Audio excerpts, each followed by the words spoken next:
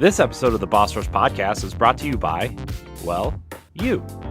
If you want to learn how to support the Boss Rush family of podcasts, head to bossrush.net or our Patreon at patreon.com/bossrushmedia. Thanks for helping us build something better.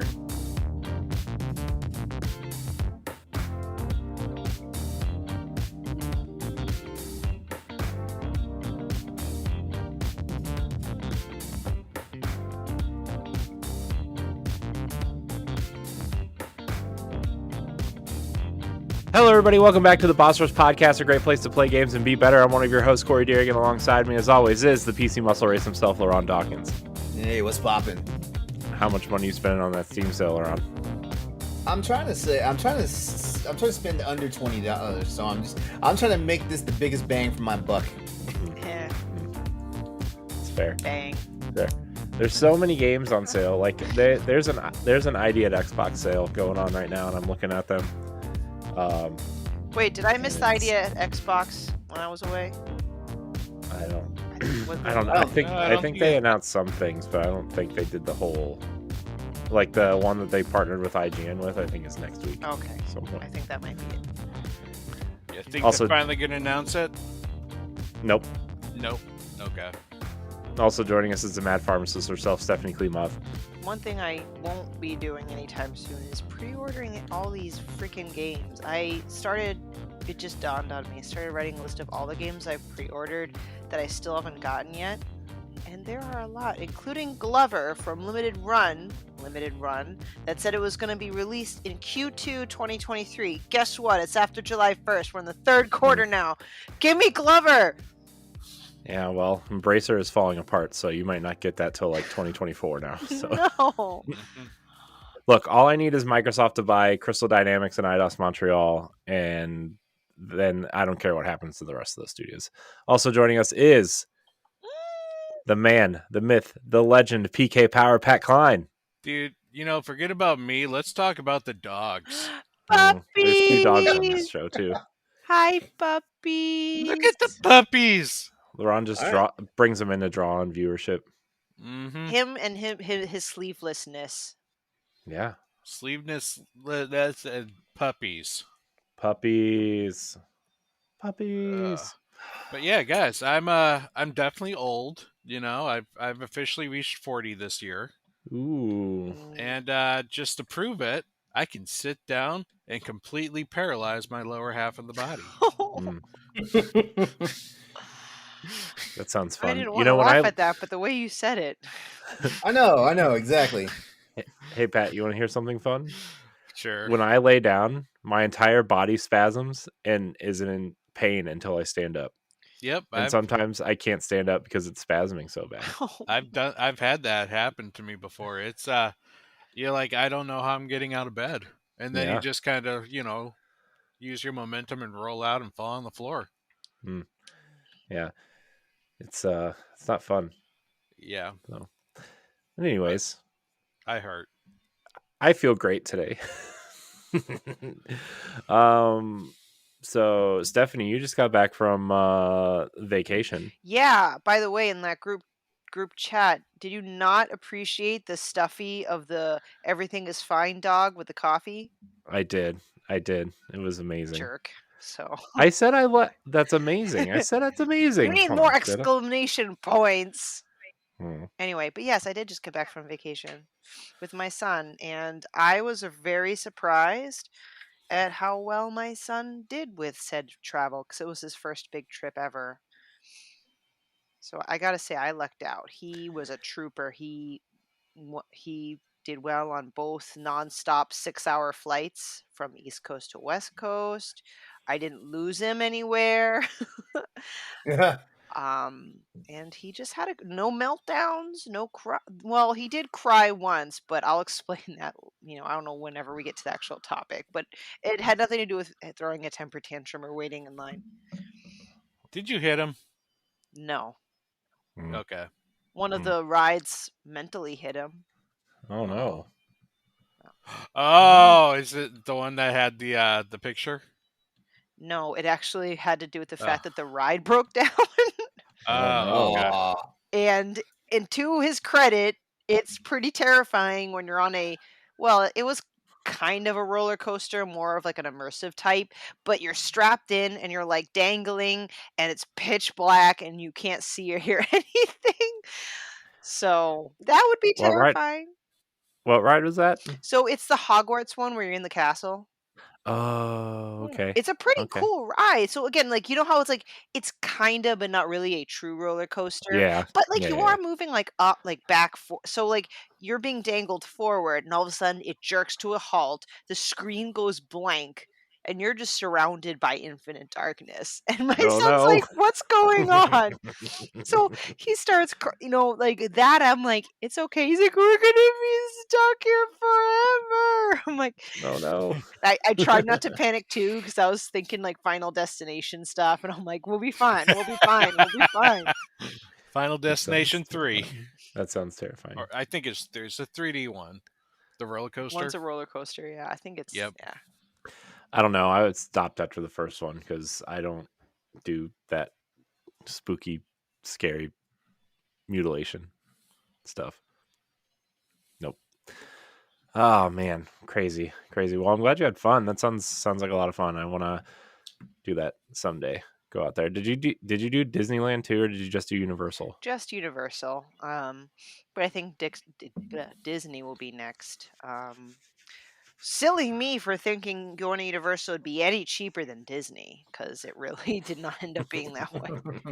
No, it's really not. Dude, to have priority parking at Universal, like to be Mhm. right at the entrance, is $70. I'm like, what Yeah. in the living fuck? Yeah, it's kind of funny. Everybody is like, Disney tickets are so expensive. Like around here, like everybody goes to Cedar Point, which is like one of the biggest amusement parks in the world. It's like 3 hours from where I live, and everybody goes there. And everybody's like, we'd go to Disney, but it's so expensive. And I get like getting there and stuff, but they talking about tickets specifically, which is like $110 a day, and Cedar Point's $95 a day. I'm like, you're complaining about $15? I'm like, sure, some aspects of like inflation, like with food and stuff, might be the case, but like as a whole, ultimately, I feel like you're spending the same amount of money because I blew my budget and I didn't even like buy a ton of shit while I was in the park. I bought some shit. Um, But I mean, we also weren't there that long. It was 5 days, but 2 of them were for flying, and you're going across country. That's 6 hours each, and then airport, blah blah blah. We stayed in an awesome Airbnb in LA. It had a pool and a hot tub, and I also got to see my game dev cousin, and my son got to meet his daughter. It was like the coolest thing to see them bond. It was overall like a really great vacation. That's cool. That's so fun. Mhm. Well, we're gonna dive into Super Nintendo World in a little bit because we finally have someone who's been there Oh, to talk about it instead of just. You'll be surprised by how I felt about it. To me, well, we'll get to it Yeah. when we get there, but we'll talk about what we've been playing. I'm gonna go first. What? Yeah, You've been playing Wow. games, Corey? I have 2 specifically. All right. Well, 3 technically if you include Destiny, but nobody cares about Destiny except for me. So I've been Well, playing. you know what? Admittance is the first step to fixing a problem. Yeah. Also, well, the reason why I haven't been playing much Destiny is because the servers have been like really terrible lately. Like they've been down. That's all the like reason. every time I go to log in, it's like, oh, code Weasel, your servers are down. Cold. What is Code Weasel? They have different animal names for their server different? outages. Oh, okay. How about So Code Kitty Cat? Nope. No. No. There's a dog in the basement of the tower now, though. Oh, it's fun. But I've been playing Planet of Lana, which is like a Limbo like, but it's very colorful and very fun. And I tweeted out that I was playing it, and Thunderful and Wishfully both tweeted back at me, and their comms people did. So I'm gonna try to get them on some sort of spotlight to talk about the game when it's done.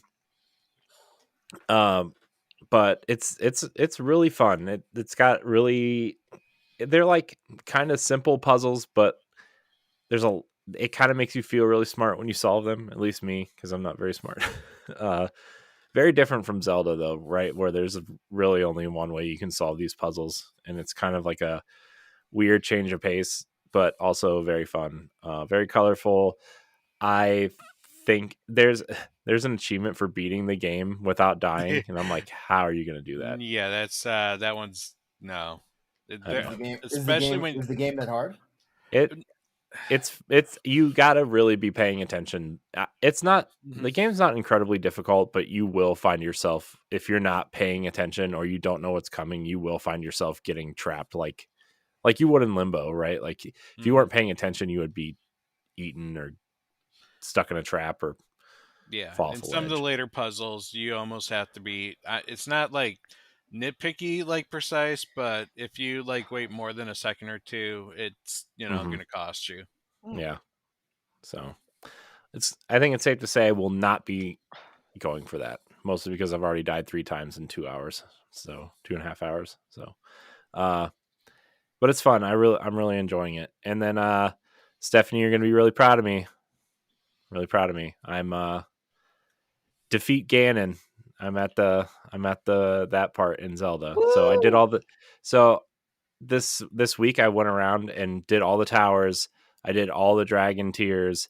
I did some extra stuff, and I'm finally at the point where I'm like, I should just go get this over with so I can start doing what I really like about this game and just exploring and getting lost and doing the shrines and the Mhm. Koroks and everything. And yeah, it's pretty. I Oh, can't wait to Okay. hear what you think about the final boss sequence, dude. But I'm yeah. very proud of you. Congrats. Well, Just to be sure, you have all the memories, right? me. Before you go fight Ganondorf, you have all the memories. That way you can get the good ending. Oh, okay. Mm. I think I'm missing a couple. You talking about the dragon's tears? It's the Dragon's Tears and a couple of the other ones that you get, like the Hyrule Castle one Oh, and oh. Hmm. the woods. Hmm. Yeah, You need those. I think I'm missing two. So those might be the ones that I'm missing is the Oh, Hyrule I Castle didn't one and the. realize that impacts the Mhm. ending. I thought what impacts the good ending was that you get all of the sages. That it might be one or the other. I assumed it's based off of Breath of the Wild and you had to get all the memories, Mm. Okay. but Hmm. Either way, I'm gonna go fight Ganon, and we're Yay. gonna put a nice, pretty bow on it for book club this month. So because we got to get ready for Final Fantasy 16. yep. Um, so, but yeah, that's been a really fun experience. I'm really enjoying just going to the Dragon's Tears or going to the shrines and just doing shrines and getting lost. I got lost in the Sky Islands the other day, like just kind of wandering around, and then there's these like those little catapults that shoot you to other islands. I'm like, oh, let's turn it this way and see where it takes me. And then am fighting some giant construct monster, and then finding a shrine. Oh, this beam, go to where this beam points. Well, I gotta go go do something else so I can get there because this is really hard to do. But it's been fun. It's been really fun. So, Nice. um, I mean, I know we'll save the spoilery part for book club, but just high level, what did you think about all the plot points now that you've seen all the dragon's tears? I think that this story is much more fleshed out than I actually anticipated. Like it started out strong, right? And like I was expecting it to be more of like a traditional, well, more like Breath of the Wild, where like you find the memories and like they tell bits and pieces of the story, but they're not really like, you can watch them in any order Hmm. and kind of like, oh, okay, this happens here and this kind of happens here. But most of them are just kind of like moments in time, right? Yeah. Where this one is more like it's telling a cohesive story. If you watch them in order, you can actually like watch it almost as a movie, pretty much. And like, it's man, some of it's kind of sad and some of it's like really feels kind of hopeless at points. And then there's like some with Zelda where like I don't want to spoil it too much, but she kind of comes to this realization in some of them Of a what she little needs bit. to do. Yeah. And it's really nice to see Nintendo kind of try for a story for once. uh you know so I'm really enjoying it, and I don't want to say too many other things because we are doing our final book club, but um Nice. I'm just really trying to keep my recording schedule on a couple days a week so I can actually sit down and play games. So I say that's a pretty smart idea. Mm-hmm. yeah. So but that's really all I've been playing. And then Destiny 2's Season of the Deep story ended last week, and um, some big revelations in the Destiny story. Although nobody understands why they're putting these story revelations in seasons, which a lot of people don't play. They just buy the expansion, play through the expansion, and then they're done. Right. But these seasons have like a 7 to 8 week episodic campaign that they put in the game every 3 months or so. And it's a lot of the times they're kind of like, they don't, I mean, they progress the story, but they don't really progress it in terms of like, oh, well, this person who only plays the campaigns, like, it's more like we're building the story out instead of like progressing the story. But man, the seasons this year are like better than the main campaign and are actually progressing this story forward. It's like, well, somebody who only played up to this point isn't going to understand this stuff, or and that's kind of the problem that Destiny has had, is like their storytelling is really good but only for the hardcore players, and it's really difficult to catch people up on things. So but anyways, I'll end there. Pat, I'm looking Yo, at you. What are you playing? what am I playing? Man, I downloaded the Pikmin 4 demo. Yeah, how's that? Oh. Oh man, like after playing like Pikmin 1 and going to Pikmin 4 demo, I gotta say it is night and day in terms of the controls with that. The controls are so much nicer with Pikmin 4. They're so organized. Mm, Like the ability to actually select what type of Pikmin you want to actually toss hmm instead of holding a button and, pushing some other buttons and hoping that, Olimer doesn't pick the wrong one. hmm Yeah. Yeah. But Yeah. yeah, I feel this one is going to be huge. Like, Mm. they've added so many different things to this new Pikmin game, and I'm not just talking about Pikmin. They in the demo you can actually play with the ice Pikmin, and they're pretty cool because they can freeze water, and they can freeze bad guys as well. Ooh. So you can like send them against the big like bull bubs, and just like freeze them, and then just smack them with everything else without having to worry about them getting eaten. Um, Ochi, I was worried when the game was announced that they were going to put too much emphasis on the dog, like that the dog is going to be the most uber thing, and that you almost don't need the Pikmin. Luckily, that is not true. There are things the dog cannot do that you need to use the Pikmin for. Like Okay. what? Such as the fact that you cannot toss the dog. So if you need to get to a higher ledge and the dog can't jump, Why can't the you, dog jump? well, the dog can jump, but he can do little He's hops. got stubby Mm. little legs. He's got two little stubby legs and holding up a giant body, It and also doesn't have a nose. he is cute as fuck. Seriously, I this like Where's that amiibo at? Mm. good question. They made a Poochie amiibo from the Yoshi games. So, Mm-hmm. Yeah, but yeah, Ochi can't jump high, so you can't toss him. Or so if you can also have the ability to climb walls. Pikmin can climb at the climbable walls. Again, Ochi cannot. hmm. Pikmin can go through smaller crevices that Ochi cannot. So, Ochi, while having its benefits such as being able to carry your Pikmin, being able to maybe like, I think he starts off as like a power level of 3. So, what he can carry is about the equivalent of 3 Pikmin. Hmm. Can, but yeah, other than that, like the game is absolutely beautiful. The worlds are, I guess, more free flowing, and I don't feel any time constraint. You have the day system going on, but there's no like resource that's holding you back, such as the first one being you only have 30 days, or the third one where you have to have fruit juice or else you die.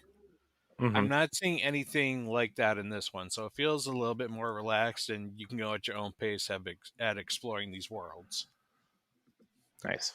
And the other real big thing that they added to this is they added undergrounds, or what they call the sub levels, and they are like little Pikmin dungeons.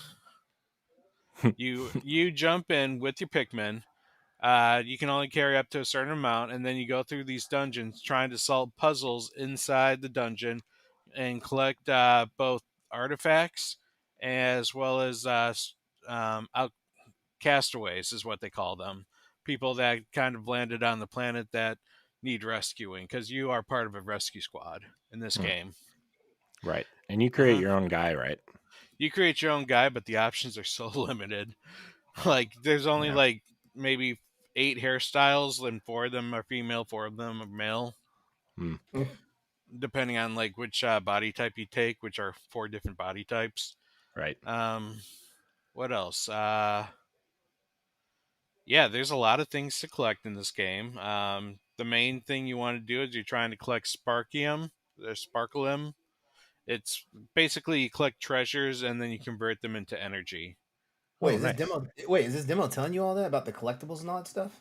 The demo takes it took me like 3 hours to do as much as the demo as I could. Oh wow. It's essentially the beginning of the game. They Hmm. don't unlock the third area, so you have the intro area, and then you have the first like level. But then you can't expand beyond that Hmm.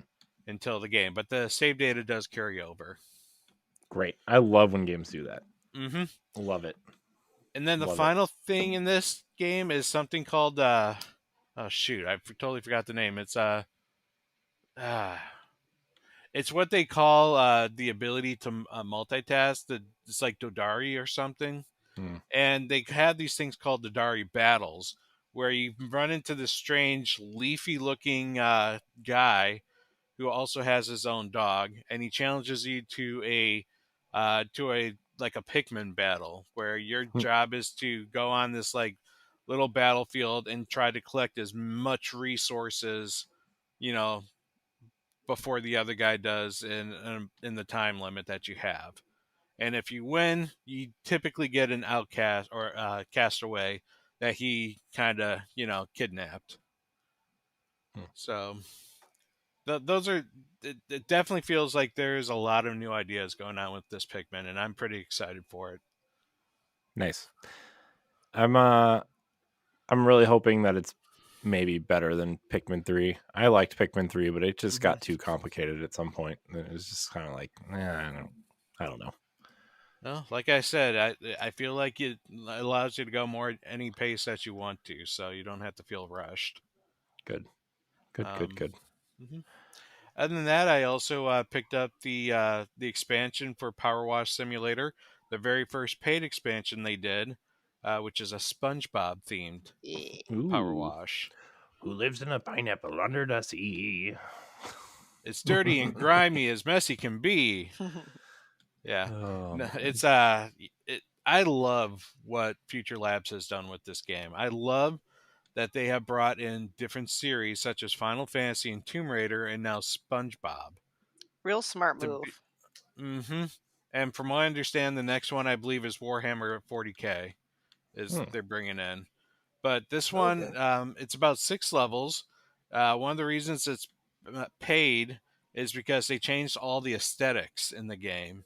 Everything now looks like it comes out of the SpongeBob cartoon. Your gun, the environments, even the sound effects that like maybe picking up your scaffolding and dropping it somewhere would be more of a cartoonier Oh my sound. gosh, Hmm. that's awesome.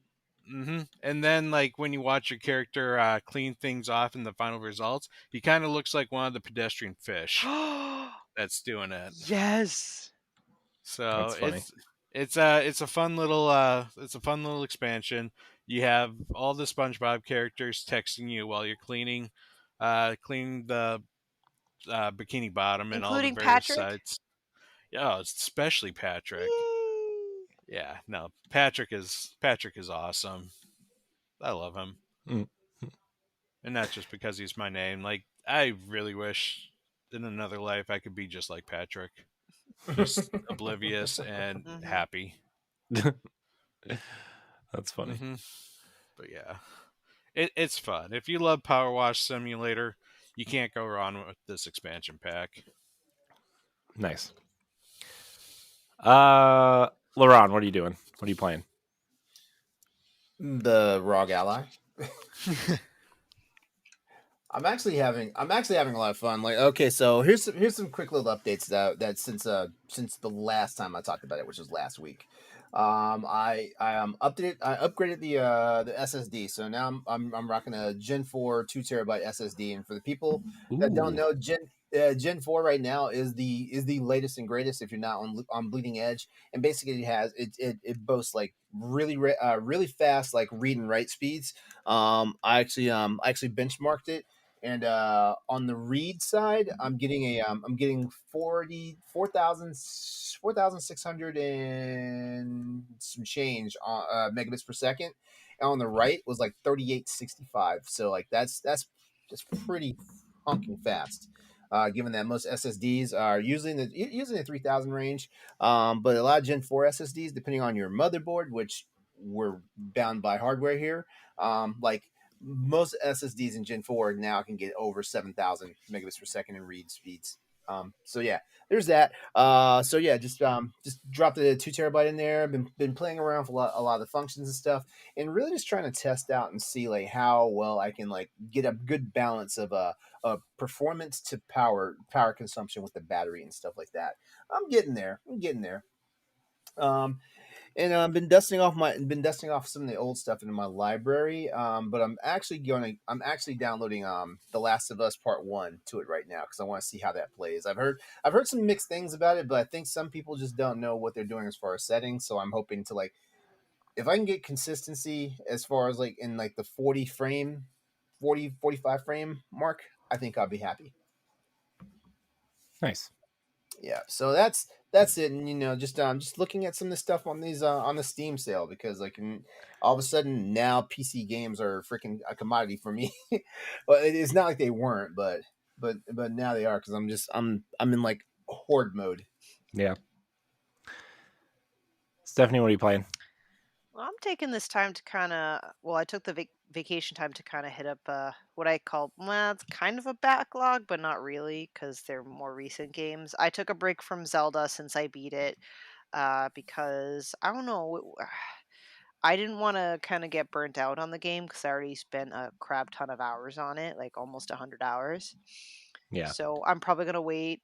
Who knows? Maybe when the DLC comes out, or at least maybe till winter time, then I'll pick it back up again. Before vacation, I've been playing Final Fantasy 16, still enjoying it. I defeated one of the major bosses, but I'm still very much early in the game, and that's the oh shucks part of not having a mobile PlayStation thing, because I can't play it while I was on vacation. And I'm not talking about that silly thing that they're coming out with, because No, no, no. hmm Nobody wants that shit, especially at that price tag. yeah. I'm Oh my sorry. gosh, yeah, I know.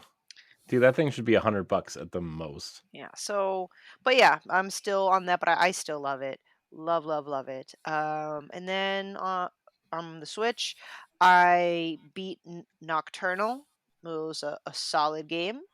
Nothing like, I wouldn't say it's definitely like a top game of my personal games of the year, but it's definitely a solid puzzle platformer action game. I also Oh, had to restart because it was a while since I last played it. Metroid Prime Remastered, because I really want to get that beat this year. And I don't know if I'd call it a hot take because I know it's just a personal opinion. I think, objectively speaking, Metroid Prime Remastered is a fantastic game. I don't know if I can really get into it as much as I hoped I would, and that's only How is it a hot because, take? well, because everyone speaks so highly of it, and I don't want people to think I'm trashing the game. I think the game is well executed, and lifestyle improvements from the original, like, is Oh, fantastic. oh, oh, oh! What you're about to say is going to be the hot take. Right. Okay. Well, no, the hot take is 'Cause I just was- I'm not. I didn't really like it as much as I'd hoped I would. I'm. I've realized compared to like a 2D Metroid, like Metroid Dread, I loved it because I don't do first person. It's a me problem, not a Nintendo Well, problem. it's not just a you problem because like I had a hard time adjusting to Metroid Prime when it actually came out because it was in a 3D perspective. I mean, first person perspective. I'm sorry, and honestly, here's my here's my greatest shame. I never beat Metroid Prime originally. Mm. Because honestly, like I was one of those people that had a hard time. Like, but then again, you guys kind of know me. Like those Nintendo properties, I do not like when they change. Mm. I don't like it. Shocker. Yeah. So yeah, I mean, so I'm right there with you. Like Prime is a fantastic game though. Like I will say it though. Like it does show its age, even though this is a wonderful like it's a remaster. It's wonderful. Oh Yeah, yeah, it there's is. there's still some parts I'm like, oh, I could see how this was, a game from XYZ. But again, it's that first person spatial awareness that I lack. Like when I'm playing Metroid Dread 2D, like I just had a much better grasp of the map, so to speak, and where I was going. And I Yeah. know the whole point of a Metroid type game is that you get ability after revisit areas. I just was much better able to handle that in a 2D setting where first person, I got so mad at myself for going all the way to one side of part of the planet and then just not knowing that I did mess something up and I had to go all the way. I just,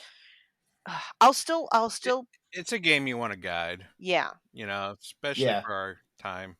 Yeah, the main problem of all the Metroid Prime games is they move slow compared to their 2D brethren. yeah. So yeah, I will probably use a guide to finish it because I still want to see it through. It doesn't seem to have much of that story that would normally grab me like in a Zelda or something, but I still but again, it's because I'm so new to this. So withholding the rest of my judgment for it, but I'm dead set on finishing it. So and That's good. then last but not least, I started Spooshy Come Home finally. And I know Nice. What is that? it's an adorable game where you play as a mushroom that's trying to come home and made by one developer. He was on our podcast, what was it, last week or the week 2 weeks before? ago. Weeks ago. He's Yeah. Oh, awesome. while I was out. Yeah. Hmm. It's Okay. definitely a very much an indie cozy game. It's primarily a platformer with very light puzzle elements, like no combat, no fall damage, and you know the reason why I like it so much is because even though it's leaning heavily towards the cozy aspect, I don't know, I just found myself really enjoying it because I know how short of a game it is. I could have easily just blasted through and rolled credits in a day or in a plane ride.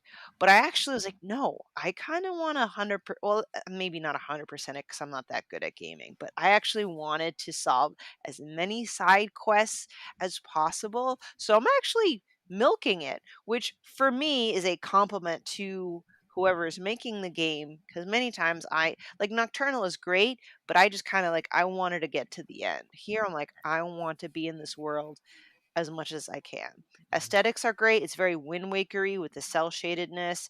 You feel tiny in a big world like Pikmin kind of, even though I can't use that example because I've never played Pikmin, but I'm just assuming that's what it feels like. And the writing's really clever. That guy, some humble onion's really hilarious. so Hmm. So yeah, I'm getting a lot of gaming done, so to speak. So that's what I've been playing. Awesome. Hmm. Man, playing games is fun. I gotta tell Yeah, you. You know, it's talking stressful about though them. when you get too much because there's so many things I want to try and beat. Especially, there's a couple games coming out within like this next few weeks that I want to get to, Mhm. What's but coming it's out next? Pikmin well, is coming out. there's one called Rain Code. Oh yeah, Uh, and unfortunately, I ordered the collector's edition, which doesn't come out until like July 14th. Hmm. But then there's also Oh shoot, what was the other one? The Trails into Reverie part. The next Trails game comes out this week. I still gotta get through Trails through Azure and Trails of Cold Steel 4. Okay. Okay. I'm trying to figure out. I'm trying to think about the rest of the year, man. I still need to play Final Fantasy. I still need to play Star Wars.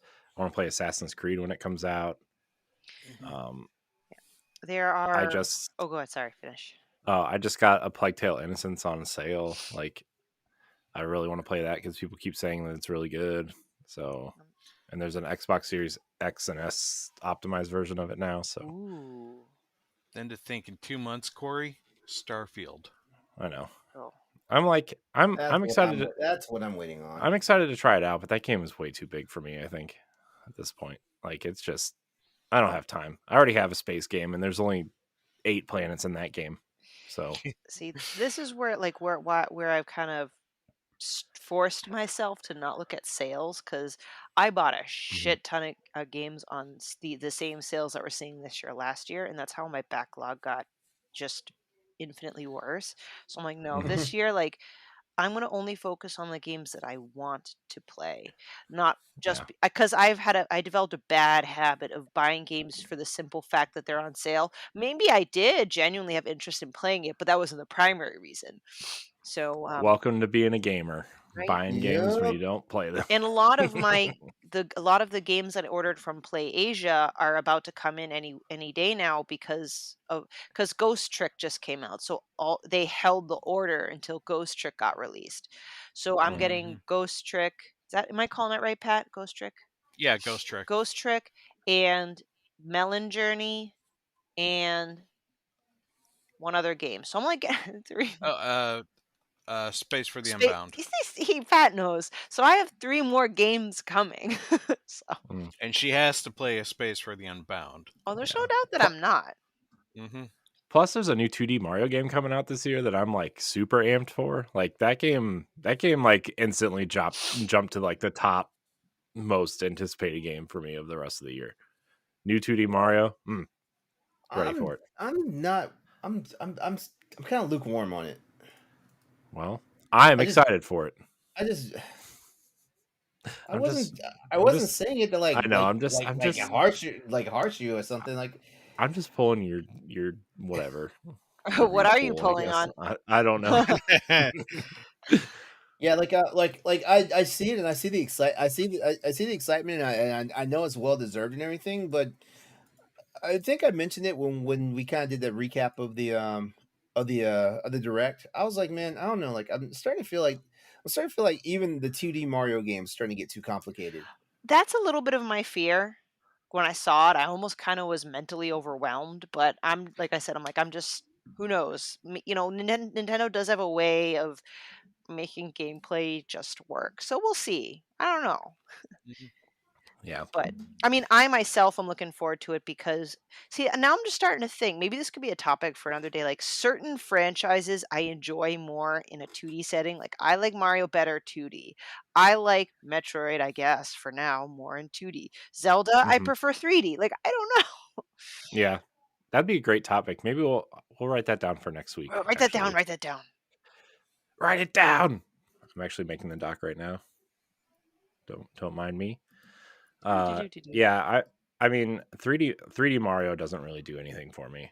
You know, like I liked Mario 64, but that was the last 3D Mario game I finished. There's And some but good like ones though. You got Galaxy. Mm. Odyssey was amazing. yeah, it was fine.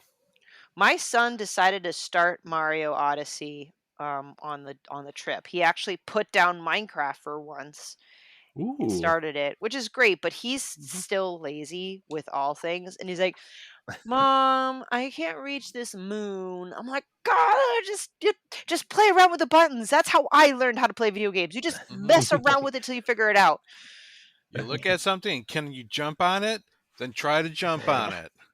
Yeah. I cannot fuck with Galaxy at all. Yeah. Galaxy made me sick because of all the upside downness and Yeah, same. I couldn't. I honestly, I think I played maybe like 2 hours of Galaxy, and I was like, I'm done. I can't do this. Can't do this. I'm sorry. Super that Mario was 3D World, however, is the best of both worlds and is in fact the best Mario game. So it's fact. Write it down. no, Odyssey. Odyssey Odyssey, is the same game as Mario 64. but with a hat that turns you into a T-Rex or frog, and then you But see what happens. those aren't to me those aren't fun mechanics. Like just oh well, it's fine. I understand people like it, and that's fine. It was a very. I'm not saying the game was bad. It just wasn't for me. If you want to be a Patreon producer, head on over to Patreon, patreon.com/BossRushMedia, and find out which tier is right for you. Our Patreon producers at the $5 tier or higher for this month are Adriel Munger, Austin Campbell, Celeste Roberts, Christian S., Sana Dierig, Francisco Santillan, and Rebecca Jewell. Thank you for your continued support. Anyways, speaking of Mario, Stephanie, tell us about Super Nintendo World. Okay, so when I heard that they were opening Super Nintendo World in the US, I was overly hyped. Just, I don't know, because I'm a Nintendo person, I guess, and it's nice. Because it's exciting that Nintendo's opening a theme park. Yeah. Indie girl. Yeah, and I definitely wanted to go as soon as possible, and I wanted to be my son's first big vacation because I know Disney is typically what people think of, but as much as I've shown Nikolai almost all of the original Disney movies, he just didn't grasp on to the fandom like I did as a kid. And since he's probably more of a Mario fan than a Disney fan, so I'm like, I might as well take him there. So just the bottom line though, I wouldn't say I was disappointed, but I don't really care that I don't go back again. Ah, And let me preface it by saying, if you are a Mario fan, then yes, I do say go at least once in your life. It is worth to go at least once in your life. Would I go again? Probably not, because it is small, it is cramped, and it not normally would not be a problem for me, but holy shit, that place is packed as fuck. Now, granted, I went as soon as it was summer vacation, but I went on a Friday. I was hoping a weekday might make it better. I got the early pass. So I went at Friday at 7 in the morning, an hour before the park opened. And Nicola and I ran. We did not walk. We ran until we got yelled at by people to get to the park that's all the way at the far end at the bottom lower lot. And we still had to wait an hour and a half to get on the Mario Kart Bowser's Challenge. Okay? Now, also granted, it was broken or something. Like there was technical difficulties. So half of that wait time was because there were technical difficulties, which I don't know. I don't design theme parks, and I'm not about to try and sound like an entitled person, but I just figured if the theme park opened in February, how how is it already having technical difficulties? But anyway, it was hot as balls too, so that didn't help. But the nice thing is, like most theme parks, they try to immerse you while you're waiting in line. So once you get inside, like Bowser's quote unquote castle, you kind of see all the Mario Kart trophies and the different tracks. Like that was very cool. Bowser's room had his throne with a picture of Peach on it. Little designs of how you make bombs and bullet bills. Like that part was like I loved it. It was very cool to see to come to life.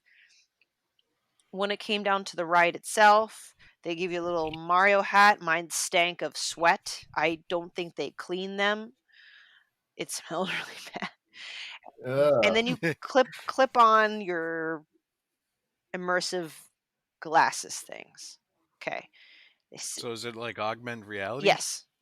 Okay. And then you sit in your cart, and then you go really slow while I guess so. The point is you're racing, and as a team, you all need to turn in the direction that you're directed. Obviously, you're more successful if you've all turned in the right direction at the right time. Also, you shoot Bowser's team, and the way it works is there's buttons on the steering wheel to fire, and it'll fire in the direction of where your eyes are. So that's cool. So if you see Iggy or something, you look at Iggy, you press the fire button, and you shoot the shell. It's cool, but for augmented reality, the graphics really kind of sucked. Like compared to I don't know, it looked really bad. It looked really bad. Mario fans out there like, this woman is mean. And I know this is why I feel really bad. Like this is coming from a Nintendo fan. I'm not intentionally trying to rip into this because I have a grudge against Nintendo, like some people. But just kidding, LeRon. Just kidding, just kidding, just Name kidding. names. No names. And then at one point, I also couldn't tell if it broke down, but we were literally just sitting there. There's a Mario Kart track where you got like this magma Bowser that's punching the tracks, and he shakes the track. And as soon as that happens, everything like went dark for a second. I'm Oh like, no. okay. And then like 30 seconds later, it starts back up. I can't emphasize the fact how slow it is. It doesn't need to go like 40 miles an hour or something crazy, but it was very noticeably slow for me.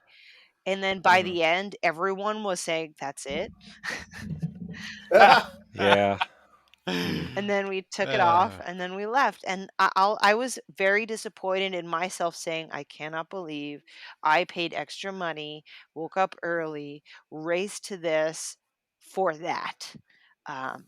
It's almost like one of those things that you have that pride, right? Like you don't, because you're such a fan, you don't want to admit how disappointed you are.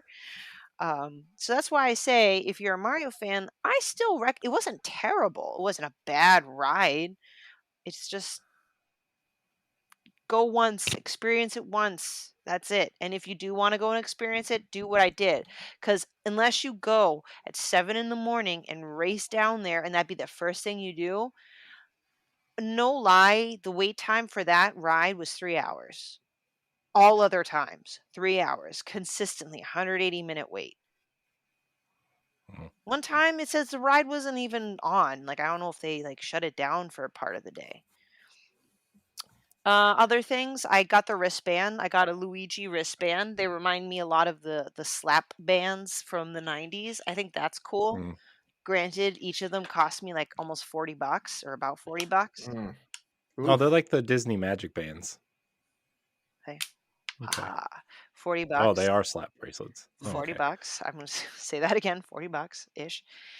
And there are you can interact with it around the park. You can hit POW blocks or just question mark blocks. You get coins. You can track them with your app.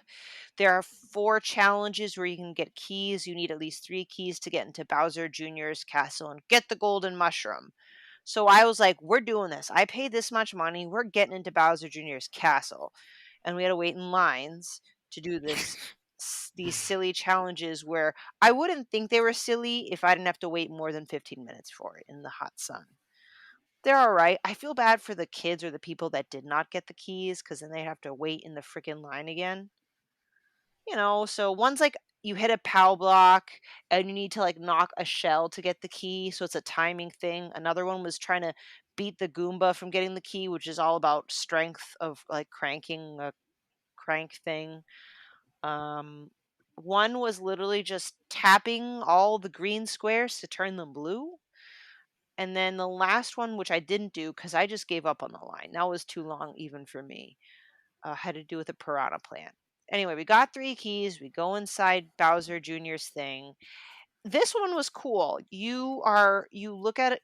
It's like a shadow projector. Like there's a light behind you and it shows your shadow, and your shadow can interact with what's on screen. So you need to like knock bombs away and hit blocks and stuff. And then if you do it enough, you get the golden mushroom. That was cool. And I barely saw the characters. I don't know what it's like in Disney anymore. I saw Mario and Luigi out and I freaked out, but I was in line. 15 minutes later, they were gone. I was like, what the hell? And then I saw Princess Peach, 10 minutes, she was gone. And I was there in Nintendo World from 7 a.m. till noon, and I only saw them very briefly. Hmm. Makes you wonder if how hot they get in those suits. Well, Mhm. yeah, I mean, so I'm not like you should stand out there and suffer, but then put them in an air conditioned part of the place or something. I don't know. I wonder if they. I wonder if they don't do what Disney does, where they have 2 or 3 people play the same character at the same time, and like they rotate them out. Maybe, but I was You just know, I don't know. I haven't been to Disney in a while, but I recall Disney characters being out. I don't know. I was just sad. I was looking forward to getting a hug from Luigi or forcing a hug on Luigi, either or. Um, it was crowded. I can't say that enough. So I know I've How been. long has that park? Sorry, How long has that park been since open? Like February. since February? Okay. So and the merch shop was cool. Lots of merch. I got Nikolai a Yoshi shirt and a stuffed Yoshi. I got myself a Luigi shirt. Lots of cool merch shop.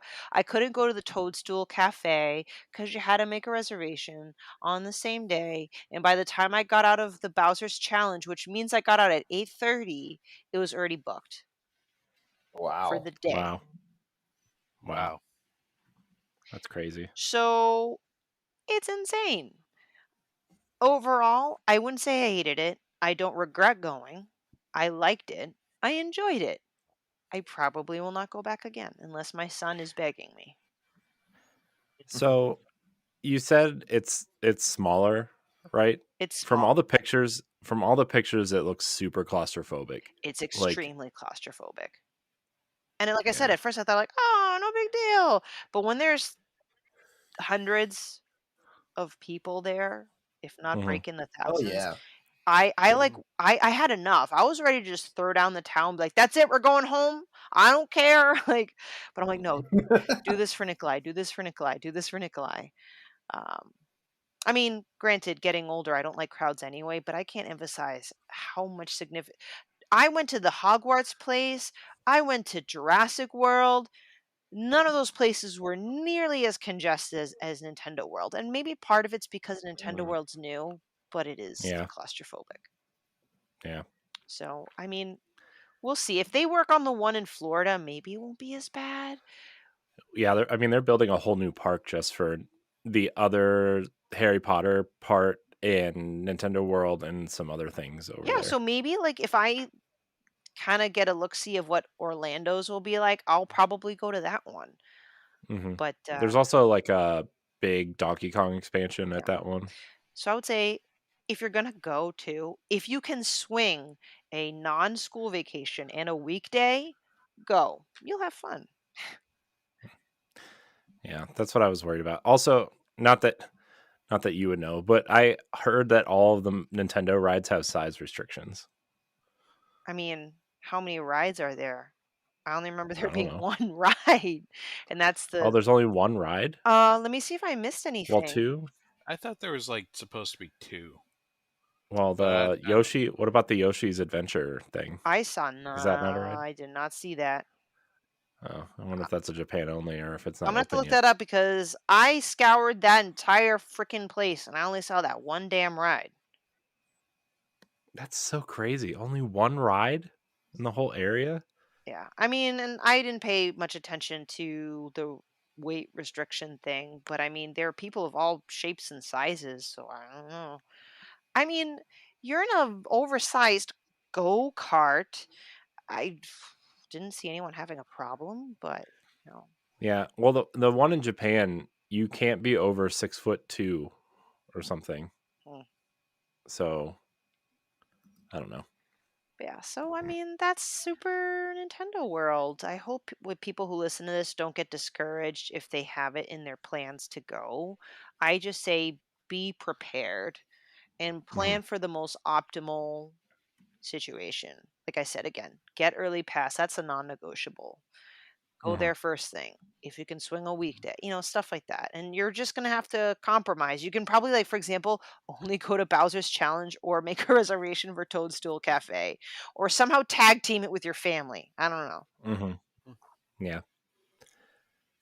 Well, sorry it wasn't everything you wanted it to be. No, I still enjoyed it for what You it know is. what? You know what would have made it better? What? Bringing your 3DS and unlocking the Street Pass. Oh Mm. yeah. I mean, Get all them tags. were there people there with like Switches and 3DSs? I mean, Not that I've it seems seen. like It's seems like no. I think people kind of got the memo about being just super congested. You would think, right, to play it in line. I think I've only seen like I can count on one hand the number of people I've seen with their devices.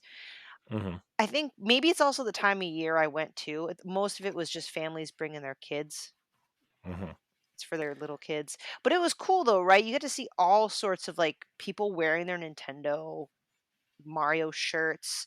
Some people were like an entire Mario Luigi getups. It was kind of insane. And those Princess Peach get-ups, right? Yeah, yeah. Mm-hmm. The bride to Wow. be. Wow. I the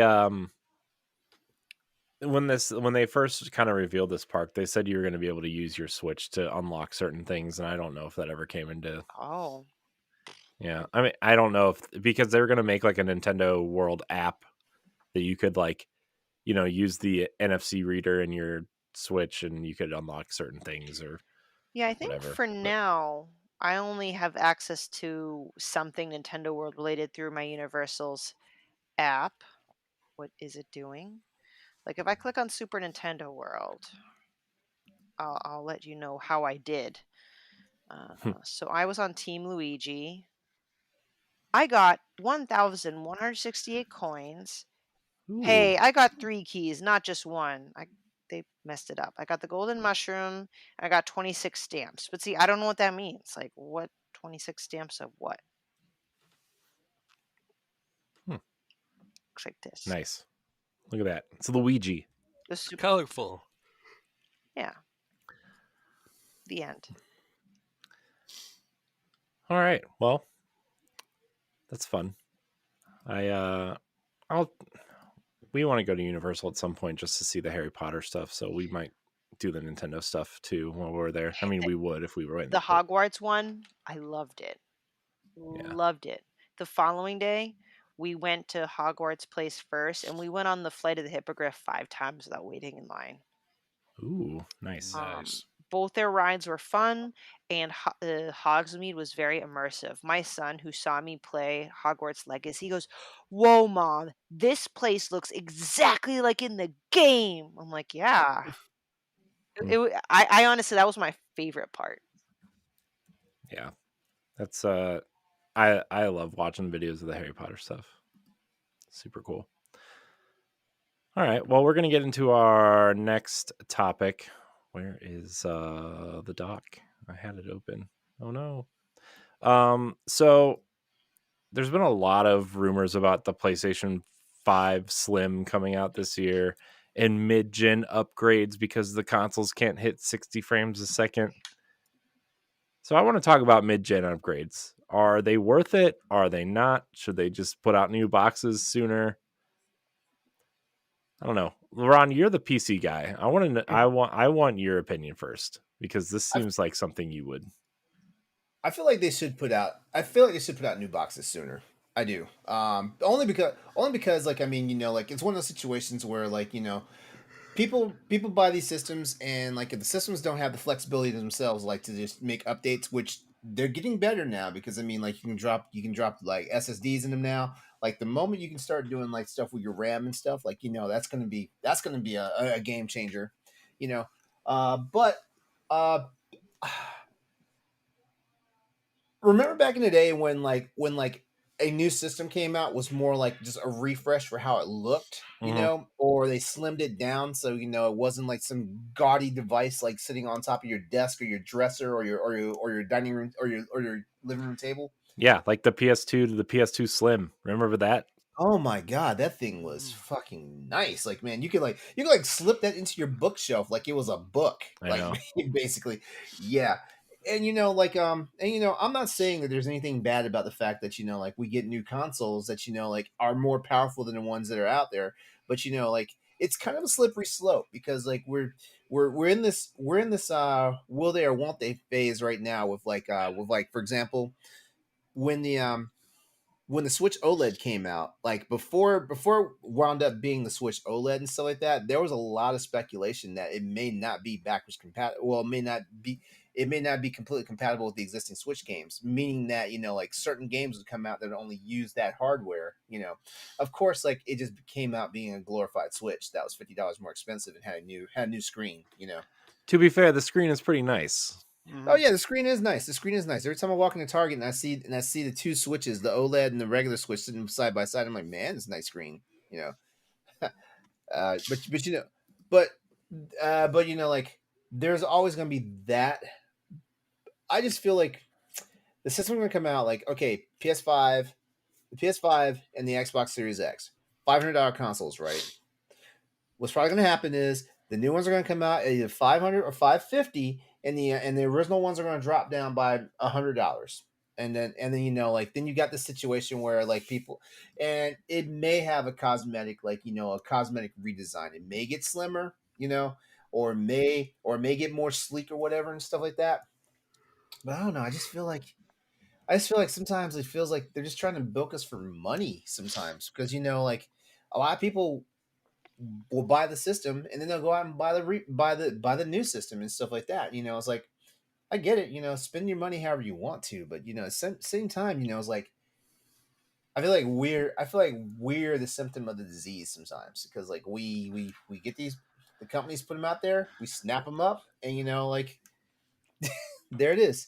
Yeah, but remember when Sony like put out the PlayStation 4 Pro and then they kind of Yes. stopped producing them because the hardcore bought them and then nobody else bought them? Like, Yeah. and they started putting that slim console out, and that was like the only thing you could find for a long time. And still to this day, like they put the slim PS4 out.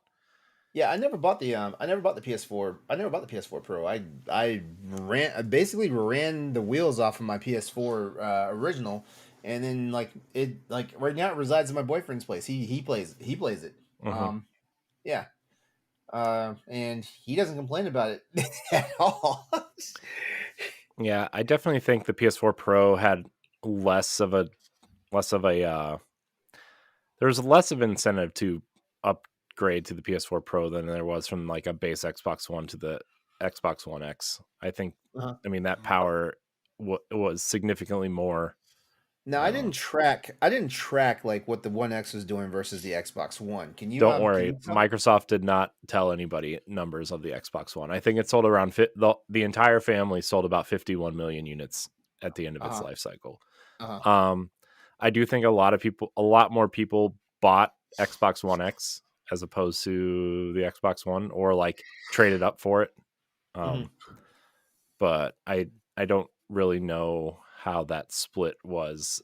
Was there a big draw? Like what was it packing essentially that made it a must get for a lot of Xbox gamers? Well, first of all, the base Xbox One could really only output at scaled 1080p. I think most games were running at 900p or lower. That was like the big thing with The Witcher, was running at like 720p, and Rise Son of Rome was running at 900p, right? That's like the big meme on the Xbox side of things, is like the best 900p game you can buy is Rise Son of Rome. And like the other thing too was like 3 gigs of the 8 gigs of RAM. 8 gigs? No, 16 gigs. How much RAM was in that console? 8 gigs sounds about right. 8 gig. A major portion of the RAM was utilized for UI and Connect functionality, and they only patched that out once the Xbox One S came out. And so they like developers could utilize more memory finally to develop games, and it was just like this big cluster. It's just the Xbox One X was such a superior console in every way Compared to the X. I mean, to the Xbox One. Compared to the Xbox One. Yeah. And they were touting true 4K. They were touting teraflops too, which I'm like, I don't really understand what that means. I think it was like I just read that that apparently because of the leaks from the from Microsoft's battle with the FTC, Hmm. the PS5 Slim will likely launch at $400. You know, Yeah. which now does that mean it's just basically a slim version of the current PlayStation we have, or Well, is there going to be? Yeah. the Okay. the rumor is that they want to go down to one SKU, Mm-hmm. and they're going to sell a removable disk drive for those who want a disk drive. Mm-hmm. And so this is going to be kind of a system that you can take apart and do things with. Okay. Okay. See, I didn't read that much on it. Like, I haven't honestly, I haven't been really keeping like the just the whole dump from the FTC stuff last week. Hmm. Just really killed my batteries for gaming news. Which I'm kind of glad, like like Crossroads, we're not recording anything right now because it just really like took it out of me. Yeah, I mean, I think that's why I'm glad we do this show this way and not checklist all the news stories of the week, right? Because it's just like, Hmm. I mean, most of us like when we scroll social media, at least when I do, like I follow a bunch of people who say the news and everybody's saying the same thing, and the podcasts I listen to are saying the same thing. It's like I don't want to Yeah. like talk about it and read about it and Yeah. hear about it. Like it's just Honestly, honestly, that's kind of what I'm thinking I'm about doing as far as like the redo for whenever Crossroads like gets back on it and Andre and I get back into it. I'm really thinking that what, it's probably time to stop doing like all this the marquee news. And, mhm, like talk about some stuff that's noteworthy and stuff, but like just have a show. yeah, yeah, and as much as I love talking about like the stuff that's happening with Xbox, it's like I don't know. I feel like trying to keep up with everything all the time, especially with like you know responsibilities and stuff like that. It's like I can't do what I used to do, right? Pre-kids, pre-marriage, like yeah, I would be all over it. I would want to do everything all the time. But now it's like, huh, interesting. I don't want to do that, you know. And like if something big and relevant comes up, yeah, we should probably talk about it. Like, E3 getting canceled for the next 2 years, supposedly. I thought it was just done. I thought But E3 was just done. yeah, no, I think it's done. But like, I don't know. I don't think we need to talk about every little granular thing about the other consoles. Hmm. Plus, like, how many other shows do that like we would just be crowded into there, and you know we need to set ourselves apart, guys. For real, yeah, yeah. Ultimately, you know what? I will say this, like, but I feel like it's also been like a thing of the console generations of the past anyway. Like most of these consoles only push like 30 frames per second and stuff like that. You know, you what what you get in cap frames, you get better overall resolution and performance and stuff like that. But like guys like me who actually eyeball that like a game is moving at a certain frame rate. Like it kind of gets under my skin. And stuff like that, which honestly one of the biggest reasons why I made the move to like more PC gaming and stuff like that. Even though I think you guys just heard me earlier, like saying like like on the ROG Ally, like I'm capping frames at like 45, but Hmm. actually 45 frames is a sweet spot actually. Yeah, Um, it- it's a especially sweet for a spot. handheld. Yeah, it is. Yeah, Yeah. But like the thing is though is like most first party games are like really optimized for the consoles, right? that's true. And That is I true. mean, hey, you can push Halo Infinite at uh 1440p and 120, 1440p. Mm-hmm. and Yep. at 120 frames a second if your TV can handle it, or your Mhm. monitor or whatever you're playing on. But then you get something like obviously Starfield is so massive and so unbelievably ambitious that like they I mean, I don't know. I don't even know if like whatever they put out next could run it at 60 frames. Like it's just so huge. And so like I get it. But also like something I heard the other day, I think it was a Digital Foundry video, is that they actually designed the game like Final Fantasy 16 it was experiencing this, which is why like the performance mode is so choppy. is like they initially designed the game around 30 frames a second, and then they tried to scale the frame rate up, and it's actually would have benefited them to scale it, or to design it around 60 frames a second and scale it down. Is what Digital Foundry was saying. Which is really interesting to think about, because like there are games that are designed around the frame rate. I think Dark Souls is like the prime example, the original release of Dark Souls, where like if you ran it at a higher frame rate, your weapons would break faster, you would take more damage, because it was just designed around the 30 frames a second. Yeah. And there was like a major modding community trying to fix all that. Yeah, that was actually a big deal with Monster Hunter Rise. Actually, like when you play at higher frames, like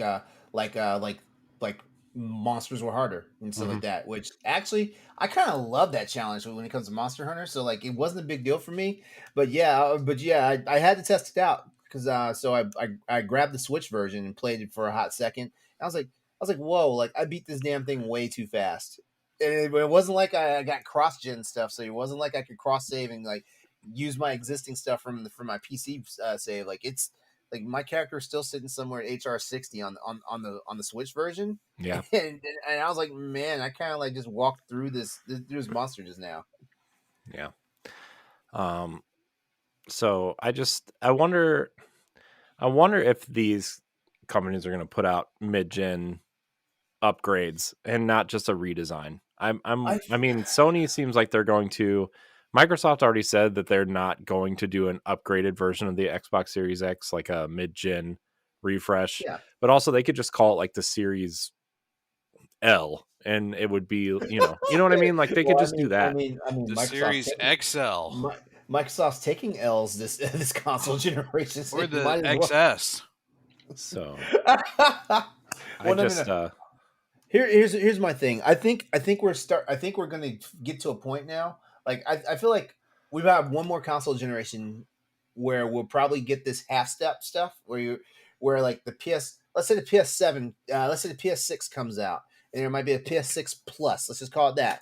And then PS7 comes out, and then it'll finally be a fully realized console. It'll be, I'm not gonna say it's gonna push the same spec as like like whatever the PC equivalent is at that time, but there will no longer be needs for mid generation like upgrades and stuff like that.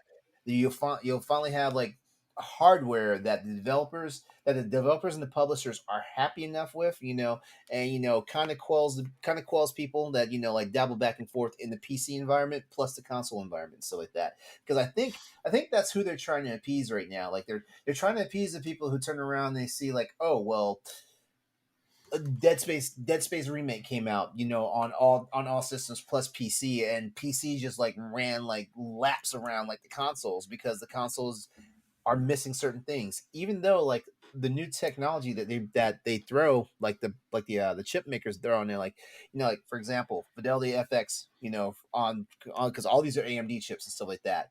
That's nice, like it does this trickery that basically basically it upscales games so you can push the limits of like frames and all this stuff, and it makes the games look comparable to the PC counterparts and stuff like that without having PC money, basically.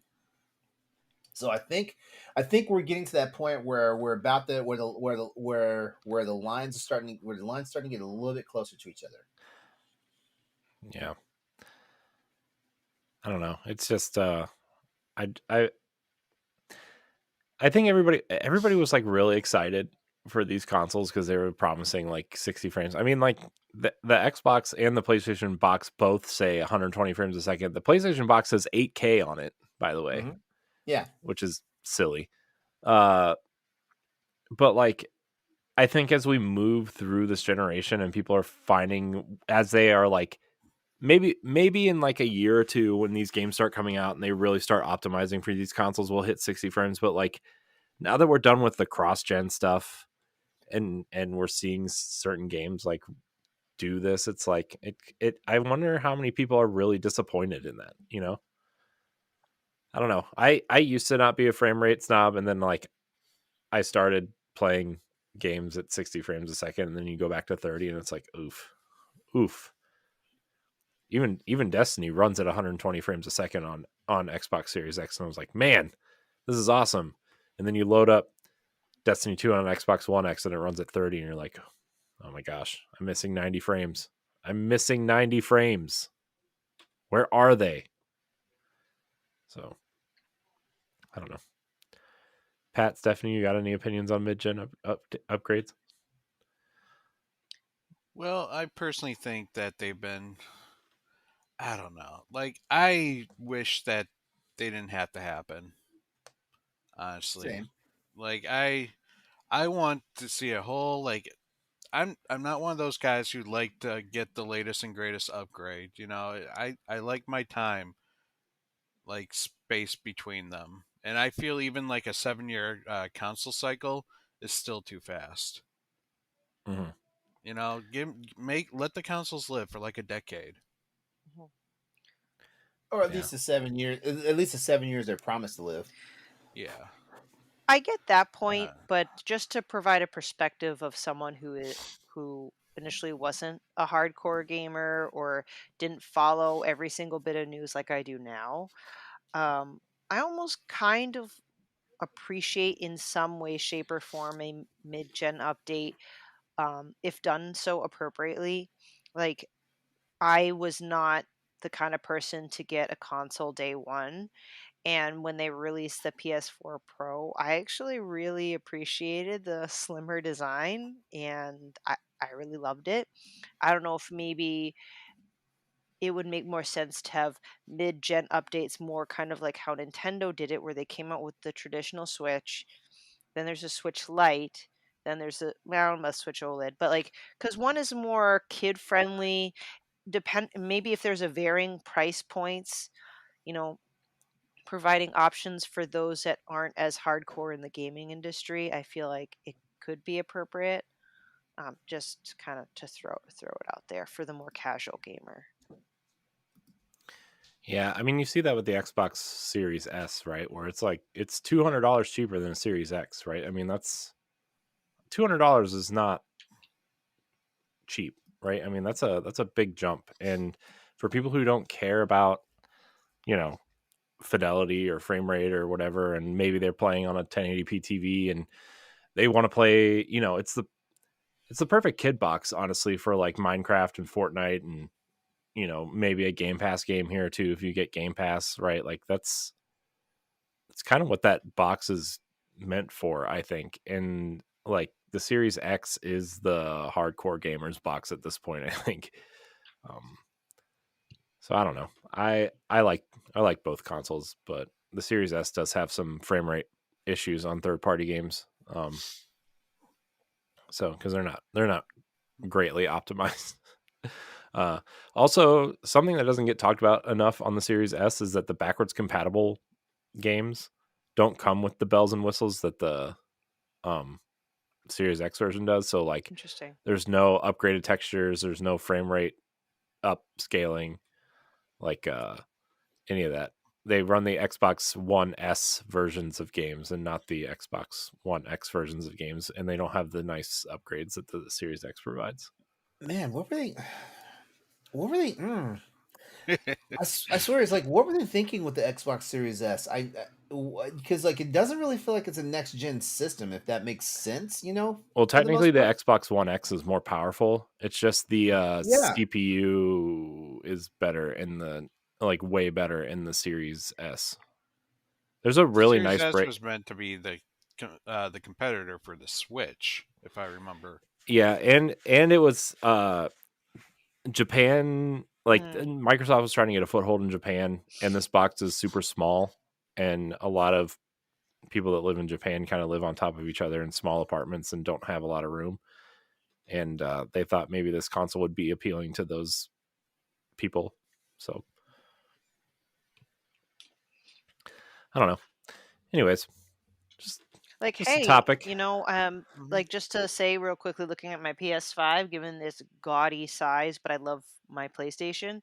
If they released a slim and it wasn't ridiculously expensive, I'm all for it. Will that happen? Probably not, because if they do release a slim, it's probably going to be just as expensive. But Yeah, I imagine it's I going to be feel like $400, and the drive is going to be about $100 if you want a disc yeah. drive.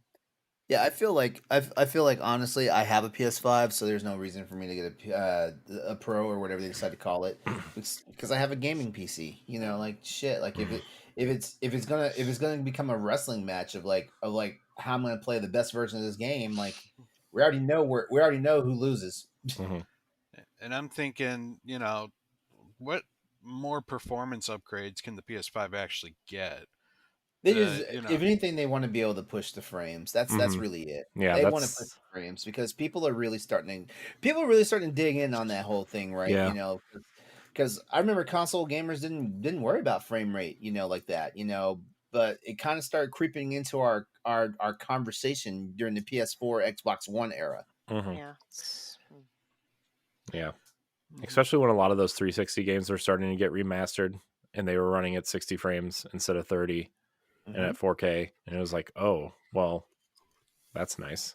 That's really nice. Yeah, this is nice. Yeah. Uh, Do you think it's not fine. It's nice. Yeah. it's not exactly on topic, but topic adjacent, and this will be really quick. Do you think consoles, as far as pricing goes, is going to kind of go almost the way of cell phones? And I'm just talking about, you know, iPhones now are over $1,000 or if you want like a Hmm. really good smartphone. But back in the flip phone days, now granted they weren't smartphones, so there's a lot of factors here. They just weren't that expensive, and they're only going to get more expensive, even though we've now mastered the technology of a smartphone.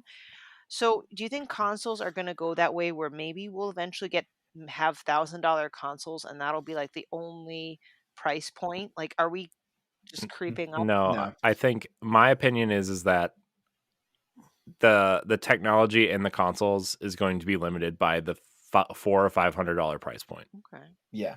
So Yeah. whatever they can fit in that box for that amount of money is what you're going to get technologically. Yeah, it's Yeah. I gotta be don't. doing. It's gotta be doing more than just play games to be worth $600 for me. Yeah, Yeah. yes. Because here's the thing about it: like, you can get a good gaming laptop that plays better than these current consoles, and I'm Hmm. talking about the Series X and the PS5 that plays better for just over $900. Hmm. Yeah. And So honestly, the console market was designed to be for people who did not either want to spend the money for a high powered PC or did not want to just spend a lot of money for something that is a passing hobby for them. Like gaming back when console gaming when it first came out was more of a niche thing than it is now. mhm. Hmm. Yeah. Yeah. Console gaming is also for the person who spent a ton of money on two gaming PC and they both died within a year. Hmm. All I'm gonna Or say for is people who Corey. are too All I'm gonna say, stupid. Corey, is let me build your next PC. No, I'm not building another PC. I refuse. It's such a My shame. excuse is I'm just too dumb to build something that good and then understand how the computer works. Hmm. There's too many like tweaks that you have to do to it. I don't know. Yeah. I feel Honestly, I can build you a very good gaming PC that you wouldn't have to worry about doing any tweaking and stuff like that. Like That's what the you'll last have two to. people said. Well, they weren't me. That's what the second person said. that's what the one. Yeah. No, I'm done. I'm done with gaming PCs. I'm going to be a console gamer for the rest of my life. I don't care. Um, and I mean, Ain't no shame in that. Ain't no shame in that, man. I just I respect the PC gaming market. I do. I can't do that again. It's just one of those things in your mind that like it's like when you love a food, right? And then you get really sick or food Oh. poisoning or something and And you you don't attach it to that ever food want it and you again. never want it again. That's how Mhm. PC gaming is for me. So and then they wouldn't fix it. So that was also Now, fun. see, that's the shitty part. I They actually wouldn't still fix have it. my second one in the basement, LeRon. I could actually probably send it to you and you could see what's wrong with it Mhm. because you're How long have you had it? How old is it? oh god, like 4 years old, 5 years old. Oh, Four? it's still comparable. It's still a comparable system then. 4-ish, I Uh-huh. think. So Still a comparable system. I mean, if you're thinking about it, like I'll take a crack at it. yeah, still down there. Maybe we'll talk later. So, but I think we're gonna wrap it there. We'll save these other topics for next week, along with the awesome one that Stephanie already brought up that I already have on a doc. Yay. Yeah. Yeah. So I want to thank everybody for their time and for watching and or listening to this episode of the Boss Rush Podcast. You can follow us at Boss Rush Network. You can find all of our content on bossrush.net. Subscribe to the YouTube channel. We've been gaining some subscribers there lately. Very nice. Thank you for subscribing. You can also support us on Patreon for as low as $1, and you get a bunch of extra stuff and cool stuff early. And yeah, if you're listening on free feeds, leave us a review. And yeah, I want to thank everybody for watching and or listening. Until next time, we love you. Goodbye. Bye. Don't get old. Take care. The Boss Rush Podcast is a product of Boss Rush Media, LLC, and is recorded from our headquarters in Akron, Ohio. This show is produced, written, and directed by me, Corey Dierig. My co-hosts are Stephanie Klimov, LeRon Dawkins, and Edward Varnell. You can find Stephanie at Klimov_author on Twitter and Instagram, as well as on the EXP Cast. You can find LeRon at Exodus803 on Twitter, Instagram, Twitch, and YouTube, and also on Crossroads, the video game podcast. You can find Edward at That Retro Code on Twitter and Instagram, as well as hosting Nintendo Power Block. You can follow me on Twitter and Instagram at IamCoreyInHD, and find me hosting Tower Casuals, the Destiny podcast, and co-hosting Nintendo Power Block. Find the Boss Rush Podcast on all social media platforms at Boss Rush Podcast. You can also follow Boss Rush Media and Boss Rush Network on all major social media platforms. Join the Boss Rush Network Discord and Facebook groups to interact with other friends and fans. Thanks for listening, and we'll see you next time.